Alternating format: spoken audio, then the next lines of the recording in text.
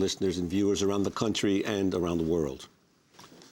The Federal Communications Commission has been investigating allegations an Alabama television station censored the transmission of a recent 60 Minutes expose about the state's imprisoned former governor Don Siegelman.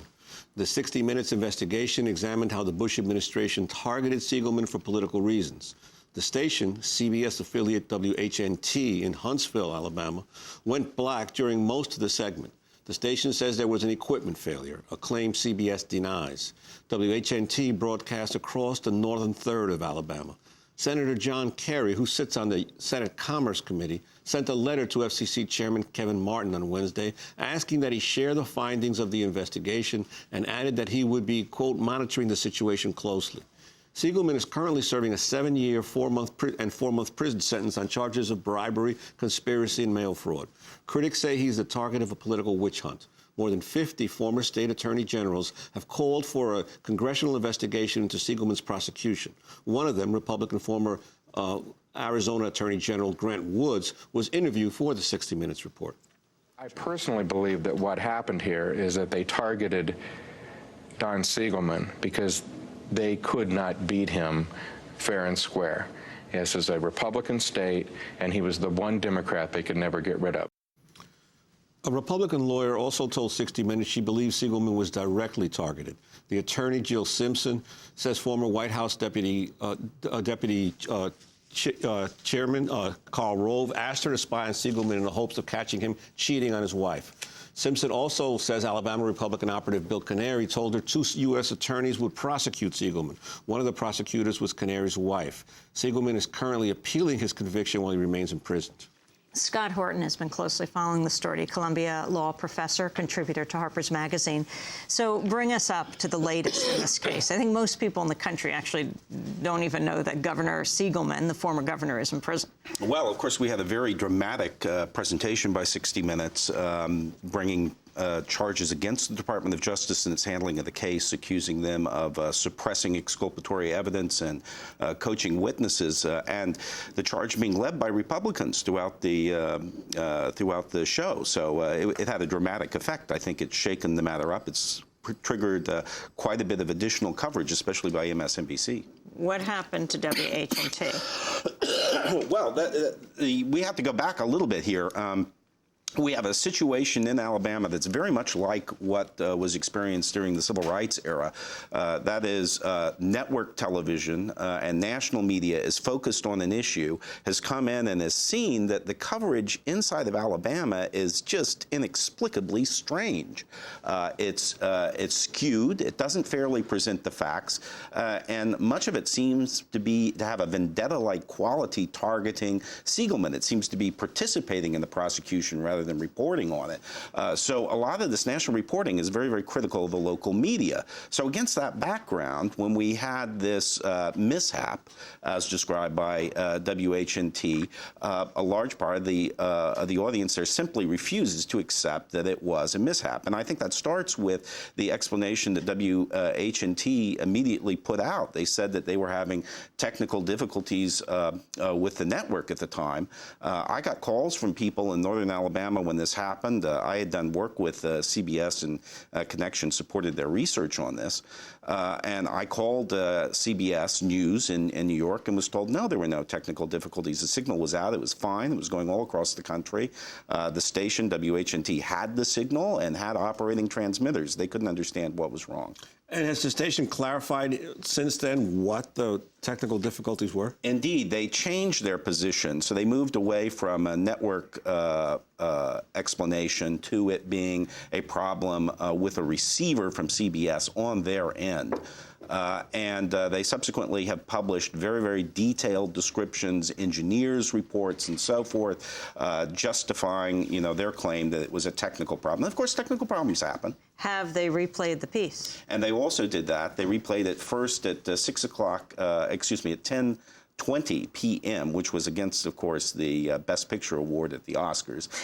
And then the next evening, they ran it at 6 o'clock for the evening news. So they made an effort twice to re-show it. So I think you can't fairly accuse them of censorship. It was transmitted. And when you say that the media in Alabama have treated this differently, what about the newspapers in the state? What has been their coverage of the Siegelman? Well, it's particularly the newspapers. I mean, we have a highly divided media market in Alabama, with the market really controlled by 3 papers owned by Advanced Newspapers, Newhouse, and 2 of those 3 Newhouse papers really took an aggressive posture throughout this case. They led the prosecution, essentially. In fact, at the sentencing, the lead prosecutor opened by bestowing a bouquet of praise on these 2 Newhouse newspapers for their wonderful work that supported his prosecution. Rather extraordinary relationship. And I think if we get a special prosecutor looking into this, one of the things the prosecutor is going to look at is what's going on with these newspapers and this prosecutor. What was Karl Rove's involvement? Well, we have, of course, this is the question everybody's asking. We're looking to see it developed. But it seems that Rove was involved at several different levels. He was directing an opposition research effort focused at Siegelman, probably on behalf of his Republican adversary, Riley. And this is the context in which he spoke with the Republican lawyer Dana Jill Simpson. He's also very, very close to Bill Canary, who is the most important GOP election advisor in Alabama and who was involved in 2 campaigns opposing Siegelman. So he seems to have a position in the background. Now, the bigger question is, how did he influence the Justice Department and through what means? And that's the question to which we don't have clear answers, but we do have very clear connections with Rove dealing with the Department of Justice and dealing with U.S. attorneys, very, very well-established track lines already. And, of course, this has been the focus of the House Judiciary and Senate Judiciary Committee inquiries and the subject of a standstill between Rove and Congress. He has refused to appear, refused to testify, and refused to produce his emails, his internal documents, and so forth. We've seen a very aggressive assertion of executive privilege to block that. And what are the prospects of what the committees will do in the standoff?